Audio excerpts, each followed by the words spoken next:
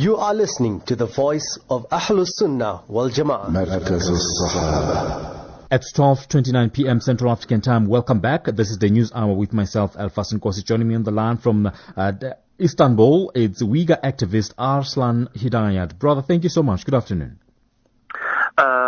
Thank you so much, brother. Good afternoon to yourself as well. Pleasure indeed. Nice to speak to you. There's a lot of activities happening right there. First, to start with, looking into these patriotic posts that flooded the East Turkestan pages to fight these untrue reports on Xinjiang. Well, obviously, it is a group of patriotic Chinese netizens flooded the Facebook pages of East Turkestan terrorists with pictures and stickers that happened last night. Well, it's a move, they're saying that it aims to fight against Western lies about northwest China's Xinjiang Uyghur Autonomous Region. Tell us about this. Well, they are not really patriots. There's no such thing as patriot citizens in China. They are paid, as you've seen, there is something called the 50-cent party, 50-cent army soldiers on the net. They're called netizens. And they are paid, some of them are paid by the Chinese government to portray the Chinese propaganda, to change public influence as to what is happening in that region in East Turkestan. So, yeah, this is the aim of these people. So, and what's interesting is the onslaught happened, and within an hour, an article was published and sent all over the internet. It isn't coincidental. It's quite a coincidence that all this happened within 1 hour.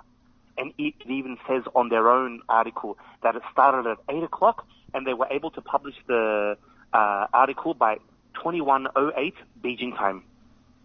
So obviously, this to me, I look into the story in that, look, they feeling the wrath, they feeling the pressure from people like you that are actually mobilizing and calling on Xinjiang to do good with regards to Uyghur Muslims. This is a matter of they really feeling it. Otherwise, they wouldn't even bother if there wasn't that impact that you guys are having on them. Well, exactly. You know of the saying, any publicity is good publicity. And attacks like these have only strengthened our Facebook pages, have strengthened our accounts. We've seen over the past few months that some Twitter accounts and some Facebook accounts have been suspended, but they were reactivated again by Facebook and Twitter. And because they were reactivated, now they've taken to trying to get our reviews down. And Facebook have, for example, realized this, and they're looking into it as we speak. So we are very happy as to the results of this situation. Well, when it comes to your video that you've posted, I mean, it reached what, 400K? 4,000 actually. 4,000. 4,000. 4,000. Yes. That's big. That's big. It's very big. Yeah, well, the thing is, like I said, we don't do anything. We only post, we only reshare and retweet the news of most of the Western media. We don't really produce anything ourselves. Yeah. But, and like I said, we are such a small population. Talk to East Turkestan, followers of only 18,500, and we are being attacked by the second largest country, the second strongest country in the world. So we are really feeling good about this. And it's definitely a David and Goliath battle going on here. Now, when you look into one of the posts that what you're saying that the post says, in a clearly coordinated attack, the at Uyghur Congress Facebook page has been spammed by hundreds of Chinese users. So, look, this it has legal repercussions. If I look at it, pinned post reaches over 2,000 comments, and the DMS continue to flood in many simply posting CCP wide paper text. So, in this regards, I mean, someone to just I find it very, very disturbing. But what would be legal repercussions? Is there any legal route that you contemplate taking? Well, the thing is, the actual accounts are fake. If you go into each of their accounts, they are full of pornography. The names are fake. These people are not real. So who are you going to look for? Yeah. When the Global Times published their article, they said, patriotic citizens. So, I mean, it's a clear attack. They even, it's clear to see that the CCP themselves are doing it, because the Chinese citizens are not active in this way at all. This is the first time in a long time, especially it started in 2016, but now it looks like that there could be physical repercussions. That's why they are trying to soften the blow by doing this, by swaying public opinion, because still many people don't know where Xinjiang is, what East Turkestan is, who the Uyghurs are, the Chinese oppression. So for these sort of people, they're trying to lose our support.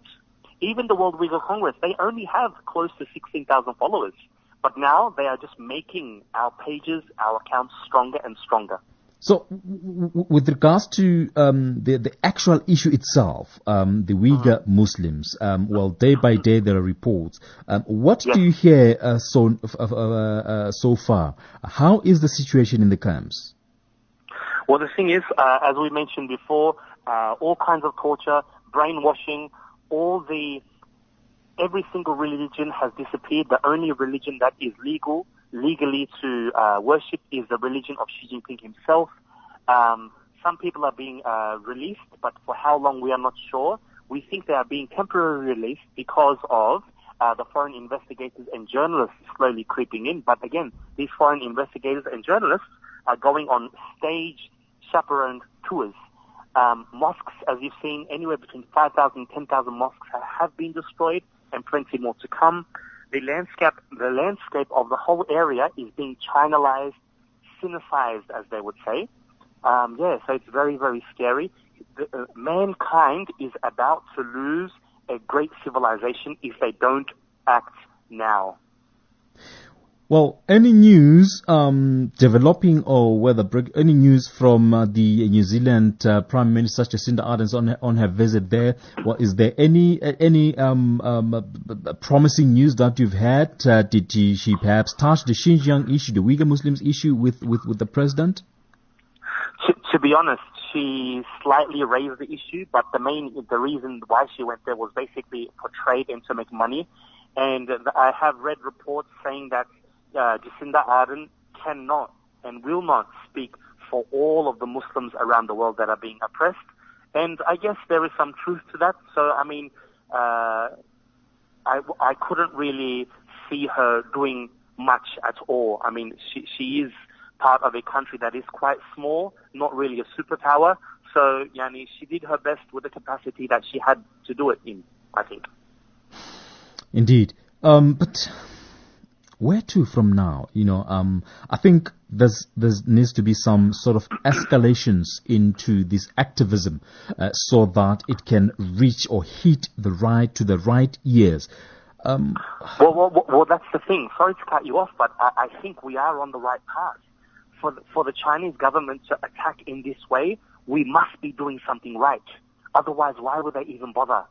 So it's sharing, retweeting, talking to your ministers, your spokespeople, and just spreading the news, dawah, telling everyone and anyone, regardless of religion, because it's not just Muslims, Christians, Buddhists, political people, any human that is against the Chinese government in any sort of way, regardless of race or creed or belief, they are all being persecuted. So all humans need to rally together. All mankind needs to rally together to stop the modern day Pharaoh, which is Xi Jinping.